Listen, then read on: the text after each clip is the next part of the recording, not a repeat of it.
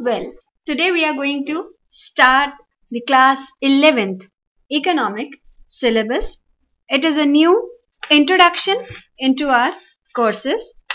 Class 11th will provide you with a certain detailed description of what you have studied in previous classes. In classes 9th and 10th, the economics that you were introduced to was based on the content, on the evaluation of the economy. So basically it introduced you to the concept of economics. Now in class 11th we'll relate all those concepts and put them into the Indian economic development. That's what the title of our book is. And to start the content, let's introduce with our first chapter, Indian economy on the eve of independence.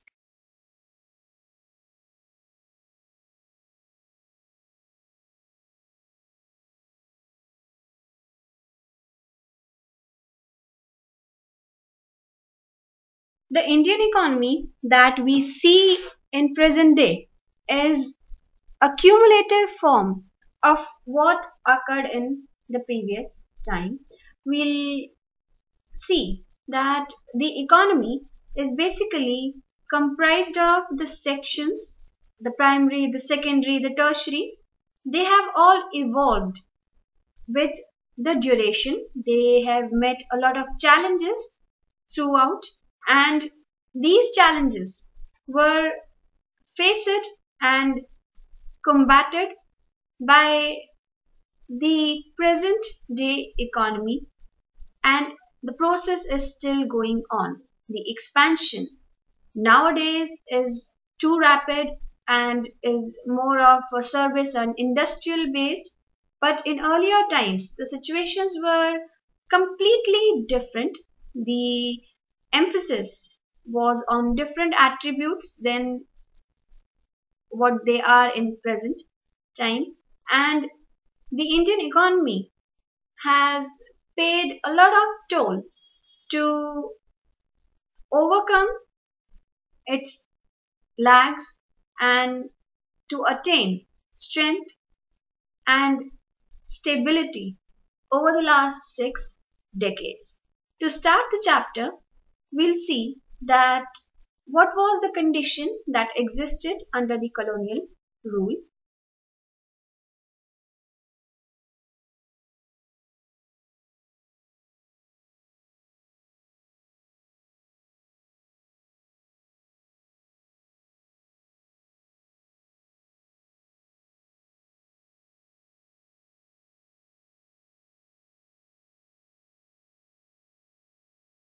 Prior to the advent of the British power, we had an elaborated economy. The economy consisted of different sectors, most important of which was agriculture, then the handicraft industries,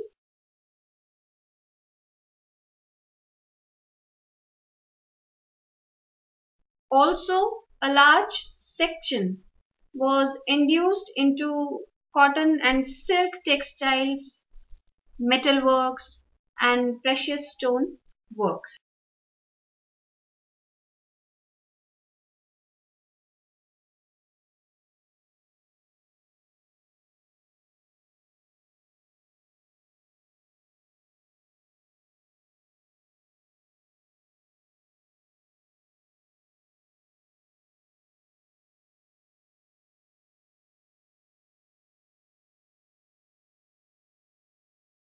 The quality of product that was supplied to the international market was so good that it encouraged the European nations to look for an opportunity into the Indian subcontinent. They were just going through industrial revolution and new industries were budding up. As a result, they were in dire need of raw materials and as they could not produce all of them in their areas. So they set out new expeditions to find out land from where they could extract the required raw materials.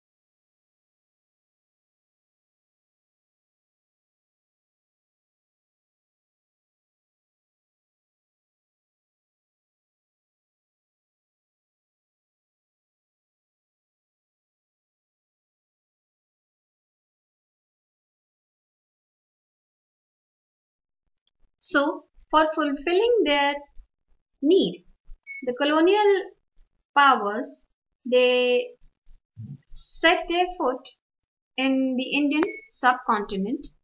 As we read, we just said earlier that their motive was not to promote the colony, their motive was to promote themselves, resulting they did everything to excavate, to dominate, and to just discharge the nations of their resources, which ultimately resulted into a complete invisibility of the basics in these colonies.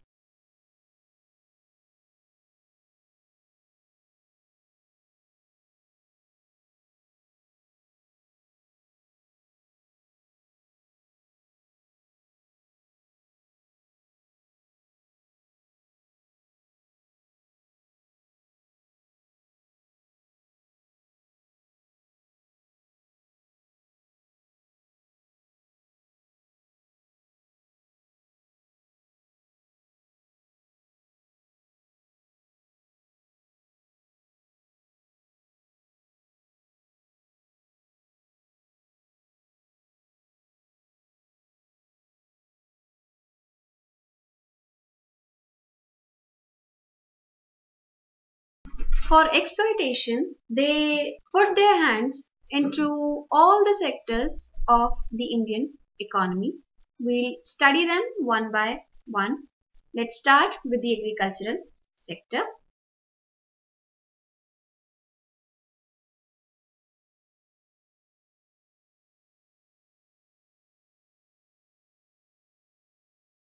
As we all know that India has always been an agricultural country, and it comprises of around 85% of the country's population who were entirely dependent on agriculture and agricultural activities.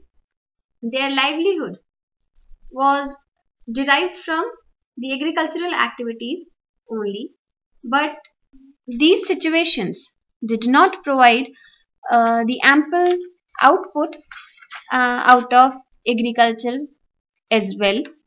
Here, the problem with the agricultural activity was that the population that was engaged in these activities was not producing according to their numbers because of their dependency on climatic activities, because of disguised unemployment, because of use of conventional methods. The agricultural productivity was very less. Thus, a large part of the population was engaged in an activity which was not providing them sufficient income.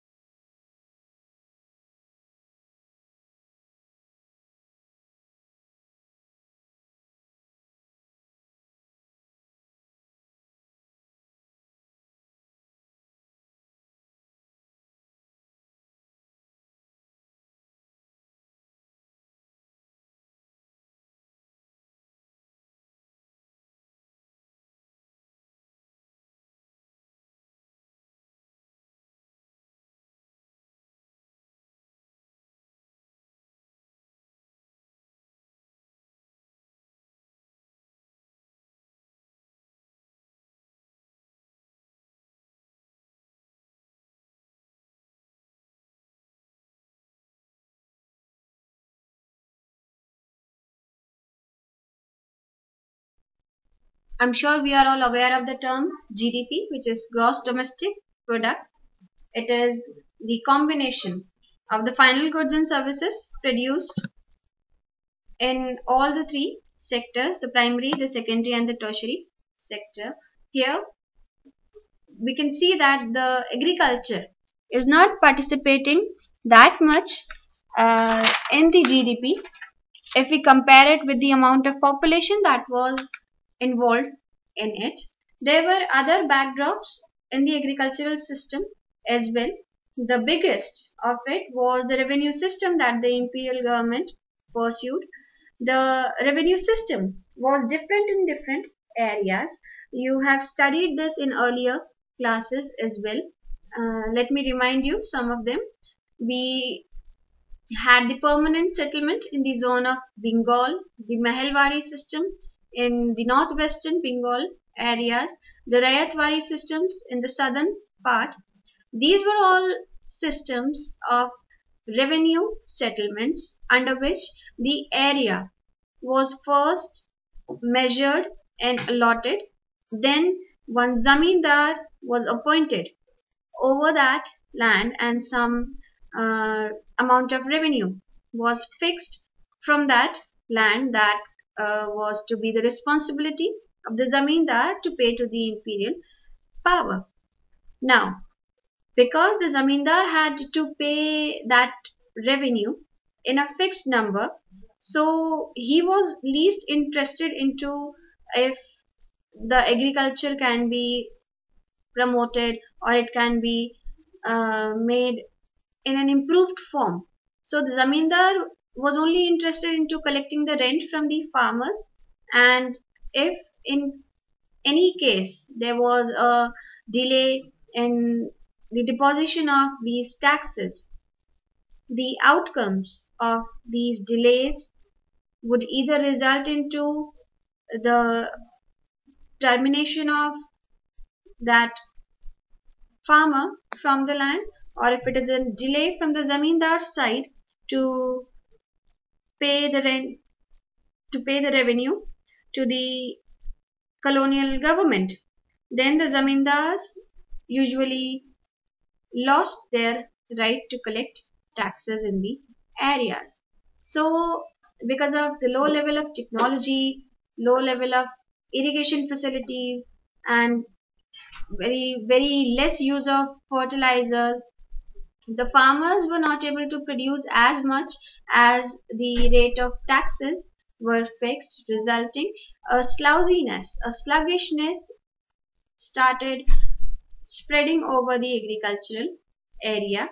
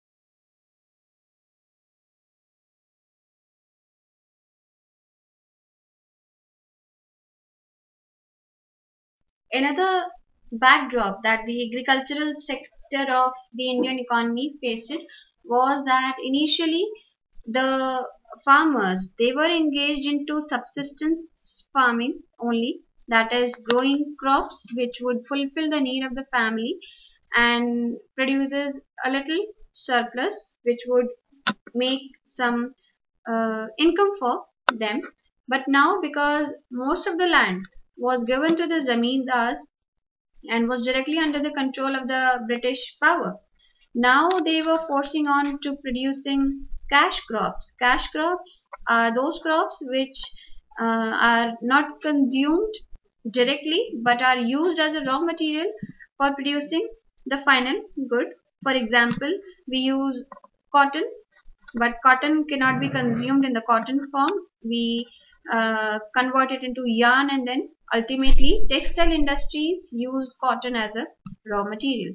If we are producing cash crops, it means that most of the land is consumed in that, and it would ultimately affect into shortage of food supplies and a depression in the agricultural area.